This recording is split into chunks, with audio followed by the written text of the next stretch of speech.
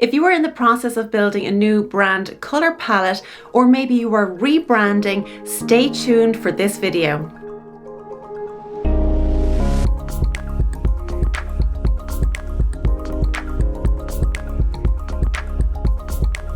Hi there, welcome to my channel. My name is Sarah and I am the style coach. This channel is all about your personal style and personal branding. And we are talking about really both of these things today because they are important for building a brand color palette. During my research about this topic, I saw there was a lot of similar and good advice out there about color psychology and you know how to choose things, but I couldn't believe that people weren't talking about something that is so important and it has such great impact on the outcome of your brand and how you look within your brand. I've got to emphasize that this is particularly true if you feature in your branding somewhere, whether it's on your website, on your social media. If you are seen at all as an individual and it's not just a product that people see, and by the way, people want to see who's behind the product as well, so that's important. But this is especially true if you are going to be seen on your website or on your social media. I was working with a client recently. He's in New York and we did a color consultation together and he came up with a really great question. So he has a strong brand presence and he asked me, well, Sarah, should my color palette be in line with my branding? I thought this was a great question and I thought more people need to know about this. The answer is absolutely yes. And I'm going to tell you why and how you would go about doing this. The very fact that you're here on this video, I'm going to assume that you know the importance of building a brand color palette. Okay, it's there to make impact. It's there to speak to who you are as an individual. Certain colors mean certain things. All of those are really important, and that is something that comes after what I'm going to talk about. So the big mistake that people are making is they're discussing their needs and maybe their personalities and the idea of their brand with this designer, or maybe they're doing it by themselves. And there's little or no evidence of taking the individual, their physical features into account. Now, let me give you a quick demonstration of what I mean here. So let's say you've been working with your brand consultant for a while now and you've decided, okay, these are our 5 main colors that we should choose. And let's say you settle on this group of warm colors, for example. And let me show you what that might look like. So let's say these are your group of warm colors, okay? Nothing wrong with these colors at all, okay? So they might speak to your brand, it might speak to your audience, great, okay? But what's not working is if you have these colors plastered all over your social media, plastered all over your website, everywhere basically that your product is or your service or wherever you are, what's happening here is these colors may not be complementary to you. So these are a group of colors that I would stay well clear of personally because they just don't work for me, okay? Let me give you an example of what does work for me. Do you see the difference that this makes between having those softer, warm colors next to my face or these clear, cool, some deep colors which work really well for me?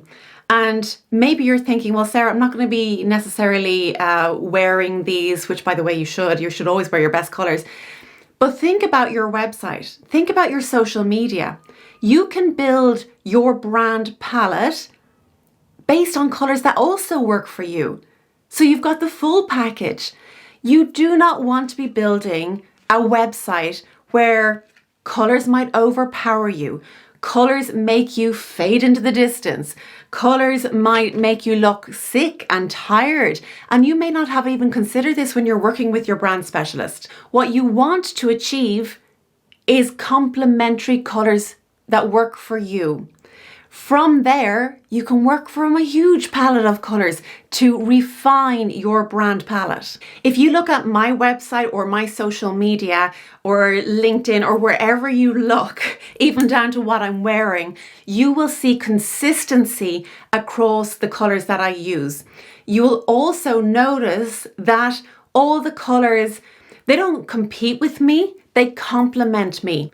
So not only are they a palette that creates impact for me, that stands out, that's consistent for me, but actually it complements me as well. And it makes me part of the story rather than fading into the background. If that's not what you want to do, you've got to do it differently. So what I suggest doing is that you don't even go near the idea of just picking colors out of your head because you're drawn to them. Yes, you've got to be drawn to them, but they also have to complement you and they have to be in line with your values and what you're trying to communicate. They all have to match up. But what's being neglected is this idea of choosing colors that also complement the person that's involved in the business, in the product, in the service. That is so incredibly important. How do you do that? Well, you get your own individual color consultation. From there, you end up with a palette of colors and you've got so many to choose from now, and all of which you know will work for you. The idea of this is not to give you less choice. This is to open up doors and to make sure that you get your brand color palette right from the first instance. Because you may find later down the road that you're going to end up rebranding because it's not in line, or it's not creating the visual impact you thought it would, or you're not being seen. We want you to be seen. So what happens when you have found your color palette? Where do you go from there? Well, I suggest choosing 5 colors. 1, you are going to want to know what your dark neutral is. So for example, my dark neutral is black. Black is within my color palette. It's easy, I can choose it straight away. Black's not going to be in everybody's color palette. If we take a look at this soft autumn color palette, black doesn't feature.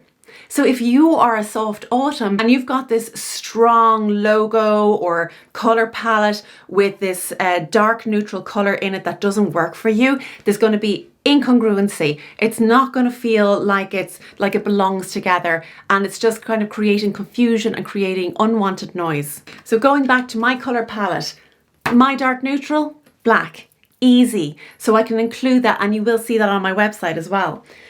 When we think about light neutrals, that's also easy. I can choose from light greys or white. You'll see a lot of white in what I do on my social media and on my website.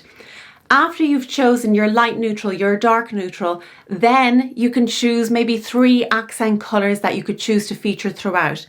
Now, you could choose 1 accent color and have variations of that. For example, that's what I do. So I have a very strong fuchsia pink as my accent color. You will also see that a lot in what I wear, but also throughout my social media, throughout my website. It's all consistent, it all works. People can see me, I stand out, I'm making impact, and I'm memorable. If you didn't want to choose a monochrome palette for your accent colors, you could choose literally any one of these colors and they will work for you because they all have the same qualities in common. That makes life so much easier. There's absolutely no guessing here. You've got your light neutrals, you've got your dark neutrals, you've got your accent colors. If you're still in doubt, get your color palette to your designer for your brand logo or whatever it is, and leave no guessing involved.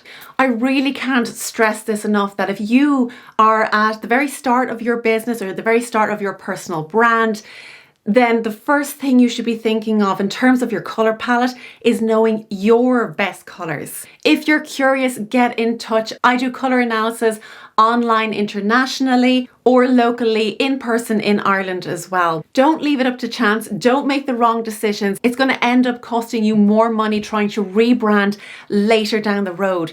Get it right from the first instance. Thank you so much for watching. If you enjoyed the video or learned something new, please go ahead and like it and join the community by subscribing, and I'll see you again next week. Take care.